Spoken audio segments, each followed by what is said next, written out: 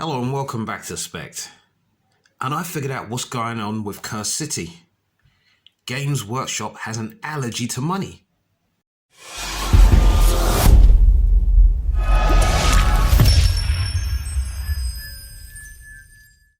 Playing this game multiple times, I like to say that this is a good game. It's probably one of the better games and well put together games that I've played recently. It seems that Games Workshop has learned a lot from Blackstone Fortress and kind of combined it all into this one game system. So there's not too many extra bits leading over from one or two books. It's all kind of in one book, and that's really good. The story, the history, the fluff, it brings you into like almost a typical roleplay D&D style adventure. Now, during that adventure, or even before you start the adventures, there's a lot of background story, a lot of fluff, a lot of history. And I mentioned before that this reminded me of Ravenloft. So if you are familiar with that, then you've got the idea of the story.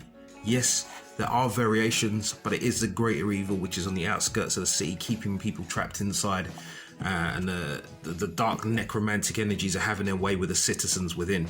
And your band of heroes, which aren't necessarily heroes, they have their own motivations, are there to rid the city of its problems.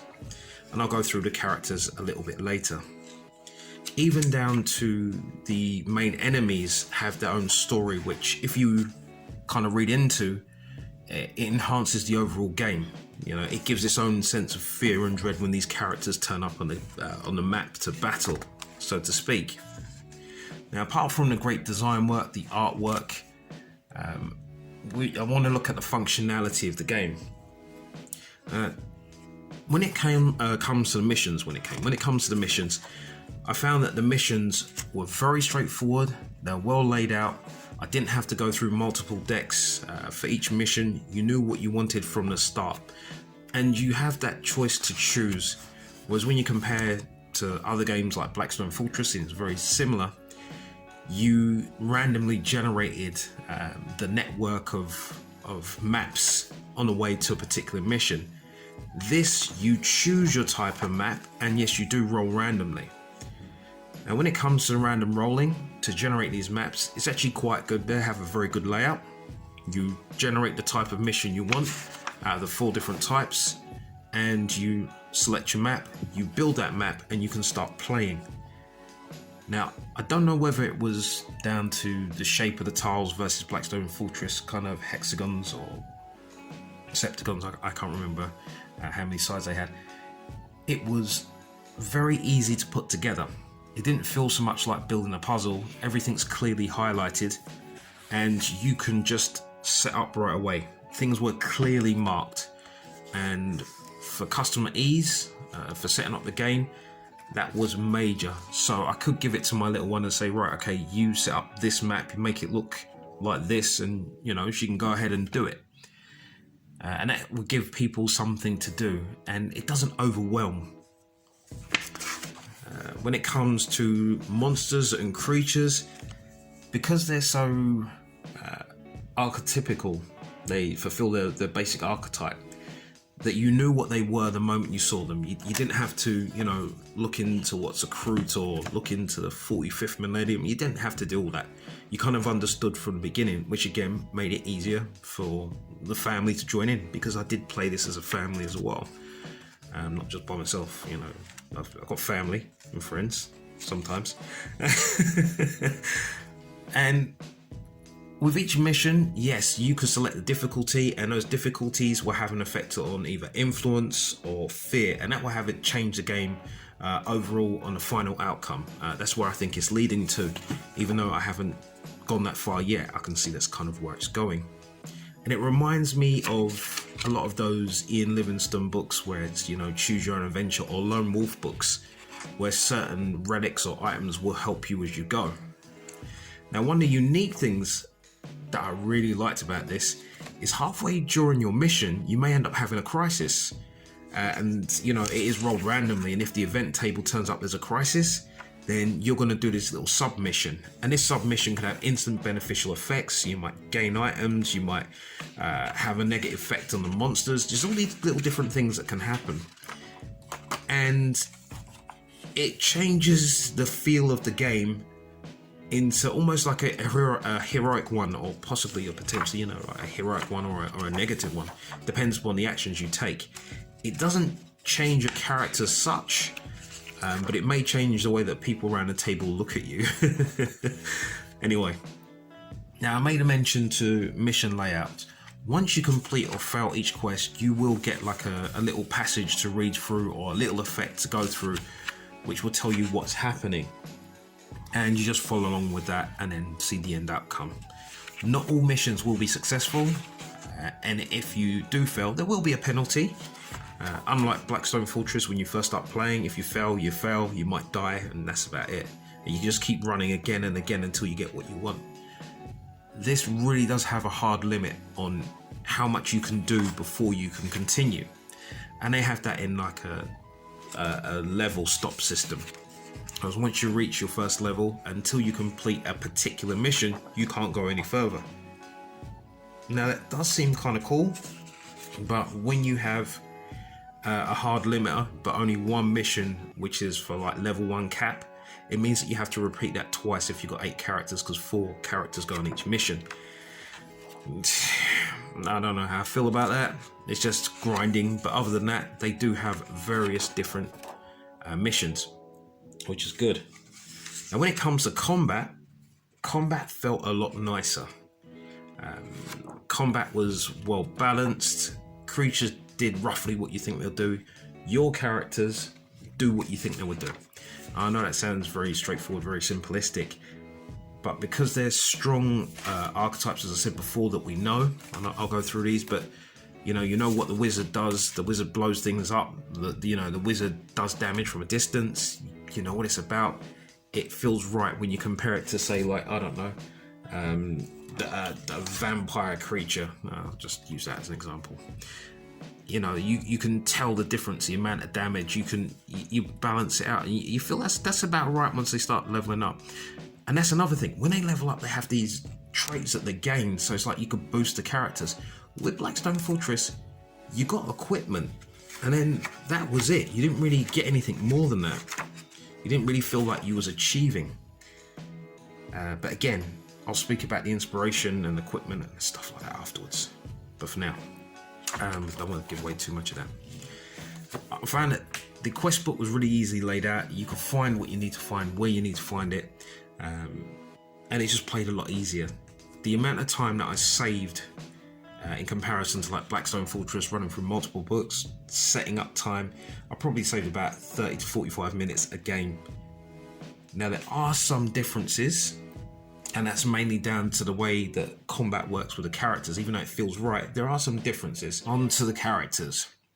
So when it comes to the characters, first of all, each of the models was very easy to build. They are push fit. It still needs cleaning and painting, but they're designed really well. Characters have a lot of motion, a lot of flair, very stylistic. And just by looking at the models, you could pretty much tell what they are. Where you got your paladins, your gunslingers, your necromancer. Watch out for the beard, because the beard will snap. Very fiddly, this guy. Very well put together. And you see the dwarf here. Now I haven't played these 4 characters yet. My focus has been on the other 4. I'm going to look at those shortly. But as you can see, these are the character cards.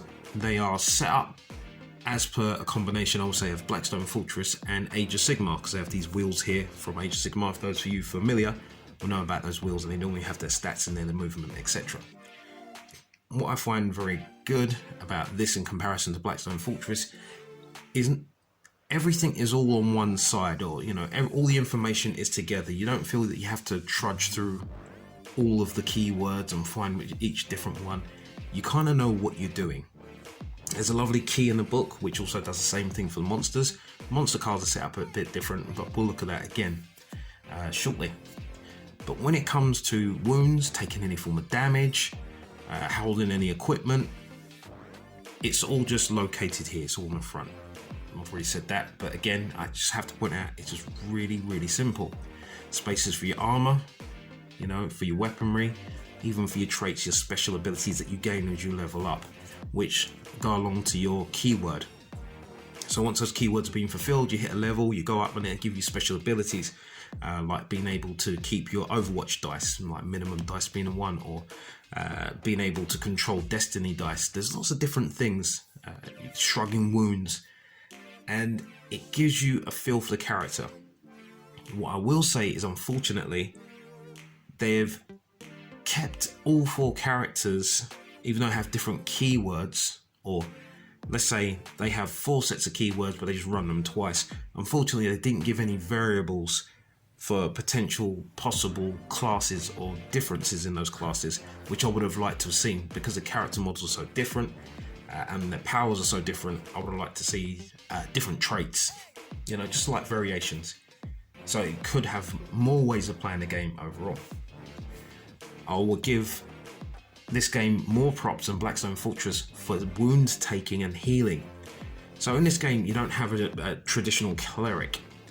You will heal yourself when you want to spend an action dice. So if you want to spend it, roll it, vitality check. Now the difference is, in Blackstone Fortress, you can heal a basic wound, but you couldn't heal a grievous wound. With this, you can reduce a grievous wound or heal a grievous wound if you roll critical, reduce it if you roll a success when rolling for your vitality on your recuperate check. Take a breath. And that allowed you to have more control of your dice, your resource management, and you didn't feel responsible for lugging behind someone constantly trying to heal them. So, you know, like a heal bot in lots of different games.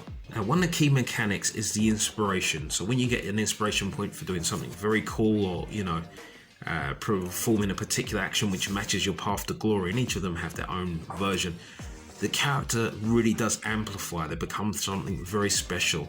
And again, it's that switch over, like in Blackstone Fortress, you do become more powerful. There's one thing I will say, which makes this better, is that you have to inspire each game. It's not something you can just carry over. In Blackstone Fortress, I found once you had inspired, or you found an object which made you inspired, you get to keep that object, and that object enables you to then just basically waltz through the whole Blackstone Fortress, which takes away that fear or worry, which is why I didn't film the other ones, because once the characters were inspired, they just walked through all the missions, and especially the new expansion. But again, getting back to this, these are the 4 characters that I'm running currently. They're all currently level 1, and they've done all their missions up to that point, and they're extremely good. Again, you know, the model design, you know, it's one of those things where it does what it says on the tin. You can't expect anything more from model design, which is again another reason why I'm very unhappy with the fact that Games Workshop are messing around with this. I honestly think that they're going to come back and just re-release this. I don't think they're going to let this disappear, because that would be stupid on their part. You can't have an allergy to money in this day and age. Okay, so getting on to the characters again, as I said before, they do what they do, they inspire, and that's really good. It is what it is, there's each one there as we go forward. And some of them are tricky to inspire, but once you get it done, you know, look, there's a massive change. It really does pay off. This guy's a beast, and is an auto-include in everything you do if you do get a copy of this, so use it. I mentioned before, you know, go on eBay, get yourself the text, get yourself the maps, the you know, the bits and pieces, and just use any characters for this. I mean, you could literally take the characters from Blackstone Fortress if you got it, and just use them for this. You know, don't waste your time. You get a cool game as well. But I made mention before traits as I tumble them upside down. So each of the characters have these things called traits. So, you know, you see there underneath their names, keywords. So this one's a Lawmaster, and you get to take the Lawmaster trait. And as they start off on each level, they start off at level 0, they start to go up in level. As they do so, you can see there they have more powerful effects, and you don't have to be inspired to gain these effects, which is really good. Stalwart is my favourite at the moment. The fact that you start healing at the beginning of each phase is frigging amazing. So you could clear that activation box, you know, even before you tried a recovery roll. And when you combine that with the ogre's ability, it's just absolutely crazy. So again, it's a thumbs up on that for the heroes. We have a whole collection of villains when it comes to this game. We have the minions, we have the sergeants, and we have the generals. Now, each of these kind of things have their own different mechanics in play, and you'll see that on the cards as I go through them, and they have their own functionality, but they're so well designed. You have like Harryhausen-inspired skeletons, and say what you want, but you can really see it. You know, as you could say, yeah, I know the Sinbad start. I mean, look at that. This was from when I was a kid, that stop-start animation feel. I can see it. It's almost like it's getting ready to start moving. You know, it tells its own story. Yes, there are some duplicates in these when it comes to the minions, but, you know, that's because of a duplicate sprue. But you can build them different with each version, even if the main body's the same.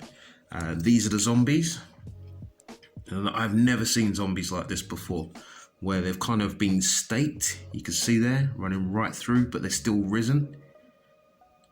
And they've got like the back of the gravestone, or the coverage of the grave on their backs. I mean, that's clever. I've not seen that before. You know, whether it's the trees and the roots are growing through them. It's just little details like that that make you pay attention. There are male and female versions of these.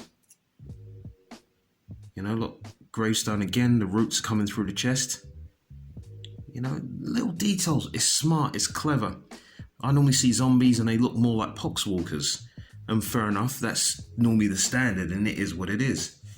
But the amount of time they've taken and for it to be wasted, I mean, shame on you, Games Workshop. Seriously, that's just a massive fail. Now, as I said before, these will have multiple uses if you're used to playing things like D&D, but hey, it is what it is. They've wasted that opportunity. One thing I will say about the design is that any kind of spear work or anything kind of weapon based tend to be very flimsy. I've got some plastic burn here just to show you. This guy I went to pick up and then my hands just kind of touched the back of the spear and it's bent in the spear. And that was really light. It was really resisted by the board as I've gone to touch it. It's just pinged. I've had it happen with another character, as you can see there. So I would say watch out for that. There's not much you could do for that apart from just being careful. And as I said to you, these models are amazing. You really feel like you've got something when you see them in mass on the board. And they've called to the board depending upon the levels of the characters you're facing. So if you are facing off against high level, well, I should say if you are high level and you're facing off against the enemies, you will have larger groups swarm and attack you rather than just 1, 2 or 3 models, depending on what they are. And as I said before, these are beautiful. Just like highlighting simple things like this, you know, just this column here to give elevation and kind of weight to the model. Very clever. Using scenery. And that's another thing about this game.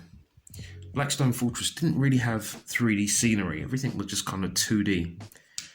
And this has a lot of like signposts or objects of importance. Things like gravestones, these little gargoyles, and they each take their place during a mission, mysterious objects, etc. You can see them and, you know, just play with them in play, and it helps to define line of sight blocking items, or what can I say, items of interest. Whereas Blackstone Fortress, you had little lines on the board and they didn't really do much for me. I always end up forgetting that it was there, you know, that people had cover. It was really annoying. But still, it was a good game. I mean, look at this guy here. Now, I've not seen anything like this before. Big, chunky model. Maybe I need to play more Age of Sigmar, but this guy looks like he's ready to chew through you. Messed up teeth. You know, I mean, look at that. Even though they're almost the same character, the design is so much more different. There is a lot of cleanup work to be done on the models, and that will come in time, but you can see there in some places. With other models, it was hidden within the mold lines itself, or hidden behind the push fit items. That was really good. So you do have the option of fitting these up in the standard way, or just getting them on the table as quickly as possible, just push them together, but they probably will bounce and separate. Okay, one core mechanic that I do like about the monsters is this simple one here, right here, daytime or nighttime. In Blackstone Fortress, you have a D20 table and you have different various behavior effects. And on top of that, there was so many different various things, so many different keywords, it was just annoying. With this, they're kind of like focused in on keywords and just made it a very simple table. Maybe one special thing, but, you know, standard other things which advanced charge them, you know, their specials. The layout is easy. Information's all on one side, rather than that flip over, see what the table says and turn back to the character card. And with the mechanic of day and night, when you're reached nighttime, monsters become more empowered. And when they become more empowered, they either do more damage or they take their special effects sooner, quicker, you know, and more often. And with that in play, it really makes you feel like something's happening. And again, I mentioned this before, when it's like you're going through the mission, you have a sense of doom because there is a clock constantly ticking. And each of these, again, even with the paint ups that they've done here, kind of tells its own story. With these, I would say the stats, there's only so much you can really do, only so many variation because of the dice type that you have. But they do make really clever use of mixing and matching them and make you feel that you're coming up against something special. You know, when you come up to certain characters by adding additional special rules. I think that's very important. Now, some of these characters are standalone when it comes to the special characters, and some of them act as buffing units for their equivalent kind of followers, I would call them. So the vampires would have the bats, and they kind of like buff them. And you know, there's the Graveskeeper here. He has an effect where he can force zombies to come back into play, so that's really good. And I like what they've done here. You know, kept it really simple, really clean, and just makes it so much more easier. Now, overall, this is a big improvement in comparison to before, and as I said to you, coming from Blackstone Fortress, this is the thing that makes it worthwhile. And I would love to see them revamp it, but I think the key thing has been changing the fate dice.